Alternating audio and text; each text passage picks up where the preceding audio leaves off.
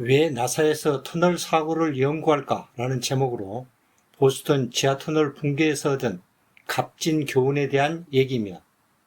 사고의 원인을 분석하여 앞으로의 예방을 위해 어떻게 하는가가 내용의 초점입니다.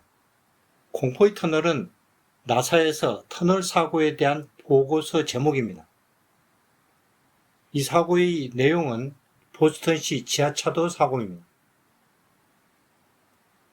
2006년 7월 10일 밤 11시 터널 지붕이 붕괴를 했고 그곳을 지나던 차량을 덮쳐서 탑승자가 사망을 했습니다.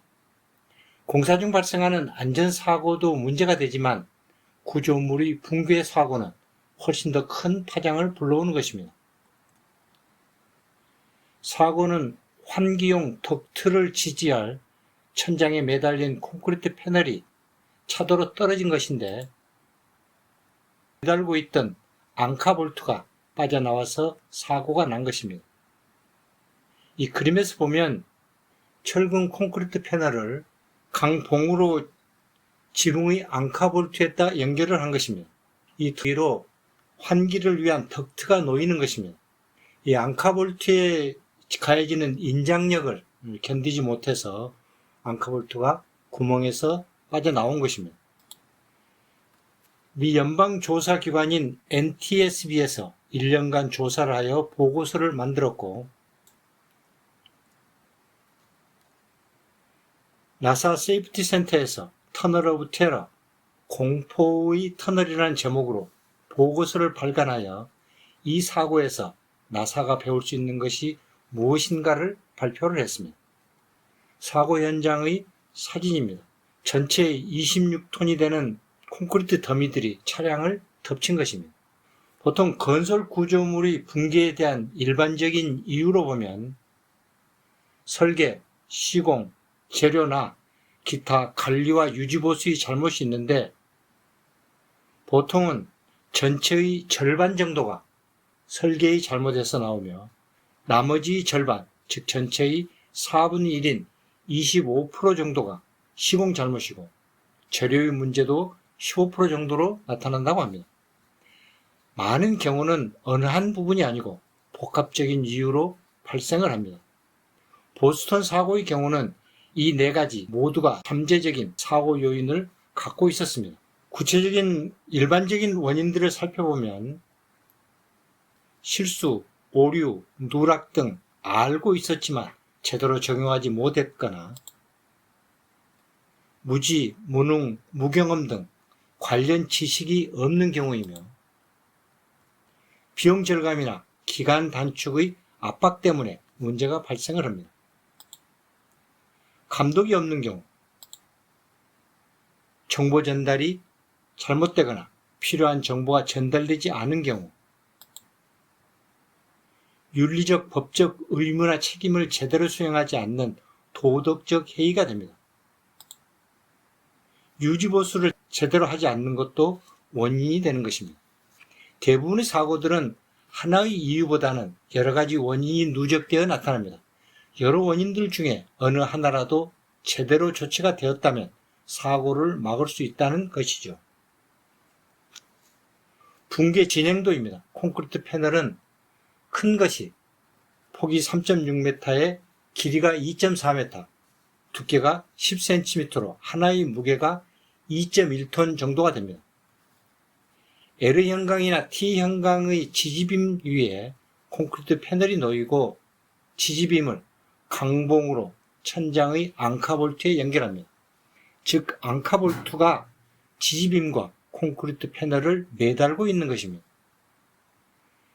이런 구조는 그 위에 환기를 위한 덕트를 지나가게 하려고 만들어진 것입니다. 천장의 앙카볼트는 접착식으로 시간이 지나면서 접착력이 약화되어 변형이 발생하고 앙카볼트가 천장에서 뽑혀 나온 것입니다. 더 많은 앙카볼트들이 빠져나왔고요. 한 무더기의 패널들이 떨어집니다. 전체적으로 26톤 정도의 콘크리트 더미에 차량이 깔리게 되었고 사망자가 나왔습니다. 사고 후에 봤더니 아직 무너지지 않은 다른 곳에서도 유사한 변형들이 진행되고 있었습니다. 이곳에서 사고가 나지 않았더라도 다른 곳에서 바로 사고가 날 수 있는 그러한 상황들이었던 것이죠. 교통이 통제되고 NTSB가 조사에 착수합니다. NTSB는 내셔널 트랜스포테이션 세이프티 보드로 미연방 교통안전위원회입니다. 대통령 직속기관으로 5명의 위원을 상원의 동의를 얻어서 대통령이 임명합니다. 항공기, 철도, 도로, 해상 등 모든 사고조사를 하는 수사기관입니다. 굉장히 권위 있는 조사기관으로 인정받고 있으며 해외에서의 사고조사에 참여하기도 합니다. 조사 보고서는 연관기관, 단체의 시정 등을 제안하며 표준 지침 교육에 반영되도록 합니다. 조사 결과 상세한 사고 보고서가 작성되었으며 사고의 주 원인은 에폭시 접착 재료의 크리프 변형과 파손이며 발주처, 감독, 설계자, 시공자, 재료 공급자 모두에게 책임이 있다고 했습니다. 여기에 연관된 조직들입니다. 발주처인 MHD, 매사추세츠 하이웨이 디파트먼트 주정부 도로국에서 MTA, 매사추세츠 턴파이크 오소리티로 우리 같으면 도로관리공단에 전체를 관리하도록 위임을 했습니다. 그런데 관리공단에서 프로젝트 관리 영역을 BPB, 벡텔과 파슨스 브링커프의 조인트 번치에 주었습니다. 그런데 관리공단은 BPB와 통합조직인 IPO를 구성하여 발주처와 프로젝트 관리팀이 한 팀으로 운영하게 되었습니다. 그 밑에 터널 지붕 설계회사인 가넷 프레밍, 시공사인 모던 컨티넨탈 컨스트럭션 컴퍼니, 앙카제로 공급업체인 파우스 패스너 인코퍼레이티드가 참여합니다. 조사 보고서의 시정 조치 제안에는 연방도로국과 아스토에게 규정이나 표준이 만들어질 때까지 접착식 앙카의 사용 금지 및 테스트 규정과 표준을 개발하고 터널 마감의 설계, 시공, 검사 지침을 수립하고 시행하도록 했으며 접착식 앙카의 위험성을 교육하도록 했습니다. 인터내셔널 코드 카운슬 ICC의 규정 및 테스트 요구사항을 반영하도록 했습니다. 또한 건설 관련 기관과 협회의 관련 교육을 촉구했습니다. 사고의 내재된 원인으로 이런 시설에 대한 설계, 시공, 검사와 테스트에 관한 규정이나 표준이 없었기 때문이라고 판단한 것입니다. 앞으로 이런 사고를 방지하기 위한 조치에 중점을 둔 것입니다. 앙카볼트와 패널 연결도입니다. 앙카볼트는 접착식 에폭시로 터널 천장에 고정이 되었습니다. 도로 위의 천장 패널은 거드와 턴버클에 연결되었습니다. 천장 패널은 철근 콘크리트 슬랩으로 조립되었습니다. 앙카볼트는 크게 두 가지 유형으로 구분합니다. 기계식 앙카볼트와 접착식 앙카볼트입니다. 기계식이란 말은 메카니컬을 번역한 용어인데 화학적이나 생물학적이 아닌 물리적 힘으로 작용한다는 의미입니다. 앞부분이 확장되어 단면이 커지는 앙카를 언더컷 앙카라고도 부릅니다. 접착식 앙카볼트는 구멍과 볼트의 간극을 에폭시로 채워서 에폭시의 접착력으로 하중을 지탱하는 것입니다. 조사에서 나타난 설계 문제는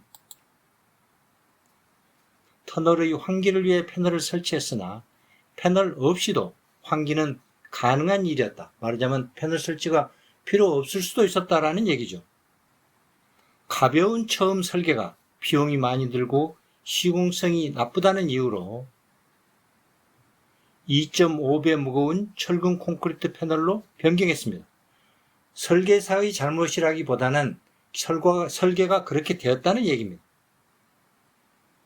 설계사나 시공사에서 무거운 패널이 위험하다고 반대했으나 감독인 벡텔이 이렇게 하도록 결정을 한 것입니다.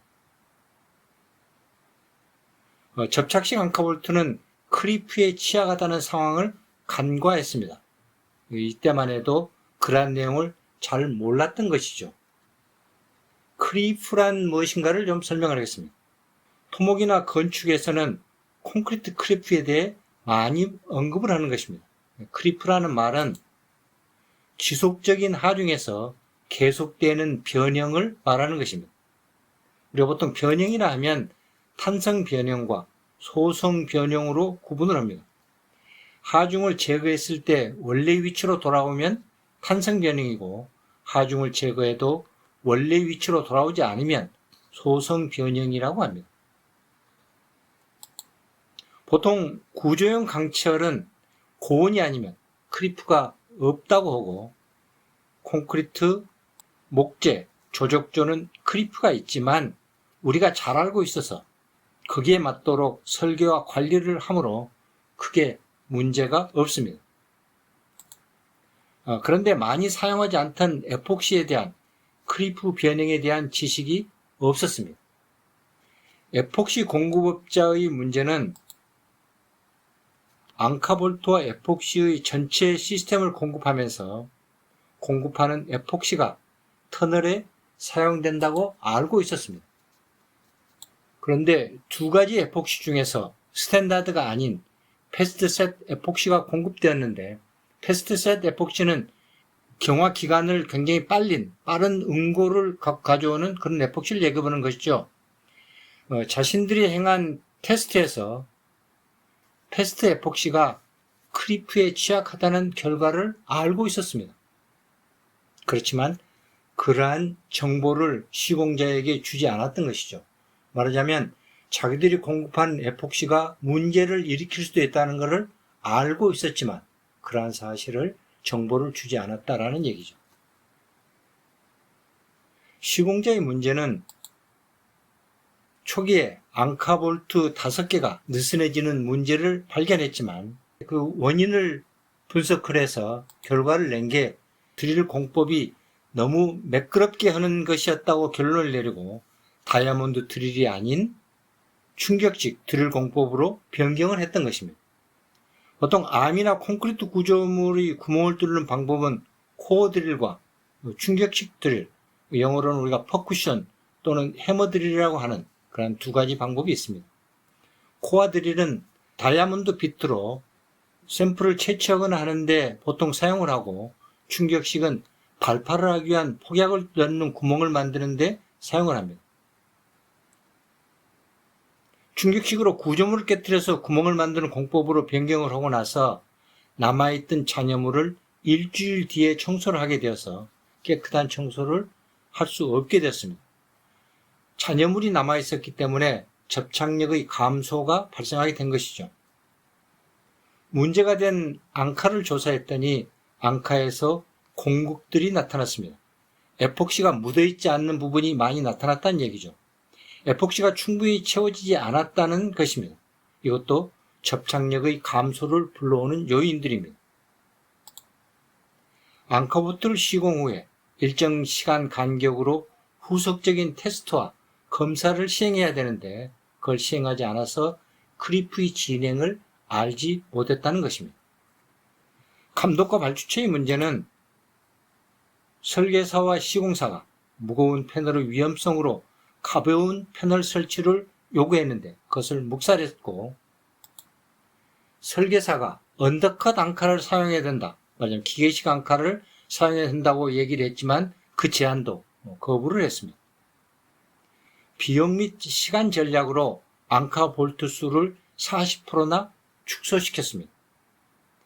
안전계수가 너무 높으니 최소 요구 안전계수로 적용을 한 거죠.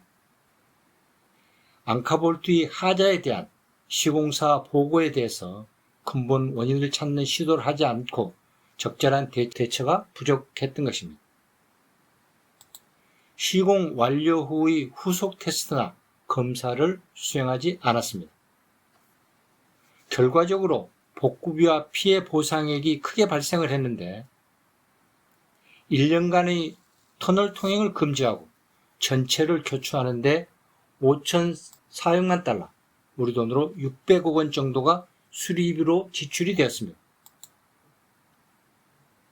희생자 가족에게 2,800만 달러, 우리 돈으로 300억 원 정도의 합의금이 지급되었는데 시공사, 프로젝트 관리사, 발주처에서 지급이 된 것입니다.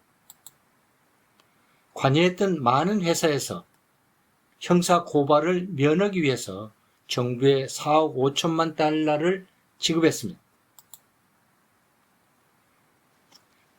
나사 보고서는 이러한 사고에서 나사의 교훈이 될 것을 찾기 위한 것이었으며 여러 가지 중에서 설계에 관련된 내용은 설계 시의 리스크 관리에 대한 것이었습니다. 설계 시에 사고가 날 수 있는 걸 파악해서 설계를 보강하는 방법으로 FMEA가 있습니다. FMEA는 Failure Mode Effect Analysis인데 고장의 원인과 그 결과의 심각성을 분석해서 고장의 원인을 제거하는 것입니다. 이 천정 패널은 문제를 일으킬 유일한 원인이 에폭시인데 그것을 파악하지 못했다고 지적을 하는 것입니다. 원인이 파악됐다면 사전 조치로 사고를 막을 수 있었다는 것입니다. 이 시스템에서 사고를 일으킬 수 있는 부분은 에폭시 부분밖에 없었다라는 얘기입니다. 단일 하중 경로 설계의 취약성을 언급했습니다. 중요한 안전에 관련된 설계에 하중을 견디는 하나의 경로로만 설계를 해서 사고의 위험성을 높였다는 것인데 천정 패널에 대한 측면 지지대가 없었다는 것입니다. 비용 절감 및 시간 압박이 안전이 중요한 설계에 영향을 미쳤다고 합니다. 안전 계수에 여유가 있다고 판단하여 앙카볼트 숫자를 40% 축소시켰는데 모르는 부분에 대한 여유로 그대로 놔두었어야 된다는 것입니다. 실제로 연방고속도로 평균도 7.8로 여기서 적용했던 5.33보다 훨씬 높은 안전계수가 사용되었다고 합니다. 이런 사고를 나사에 적용할 교훈은 하드웨어의 중요성을 재인식했는데 하드웨어는 유사한 경고성 문제들이 사고 전에 많이 나타나는 것으로 이런 경고성 문제 발생을 간과해서는 안 된다는 것입니다. 비용과 일정 압력이 이런 경고를 무시하게 만들 수 있다는 것이죠. 나사 엔지니어들이 항상 중요하게 생각하는 Never fly with known unknown이라는 문장과 unknown, known을 알아내는 것도 중요하다고 얘기를 했습니다. 앞의 문장 Never fly with a known unknown이란 말은 불확실한 것이 있으면 절대로 발사하지 말라는 것이고 뒤에 있는 내용은 정보가 누락되었는지를 알아내는 것도 굉장히 중요하다는 것입니다. known unknown, unknown known은 잠재적인 리스크를 분류하는 데 사용되는 표현이며 리스크에 대한 영상 중 잠재적 리스크의 분류라는 제목으로 상세한 설명을 하고 있으니 참조하면 도움이 될 것입니다. 만약 여유와 안전계수를 줄이면 known unknown과 unknown known 모두의 취약성이 증가하게 된다는 것입니다. 파악하지 못하는 리스크에 대비하여 안전계수를 항시 여유있게 취하라는 것입니다. 오늘은 보스턴 터널의 천장 지붕 붕괴 사고를 분석하여 앞으로의 사고 예방을 위한 어떤 조치를 취했는가 하는 내용과 나사에서 구조물 붕괴 사고를 분석하여 어떤 교훈을 얻었는가에 대한 얘기들이었습니다.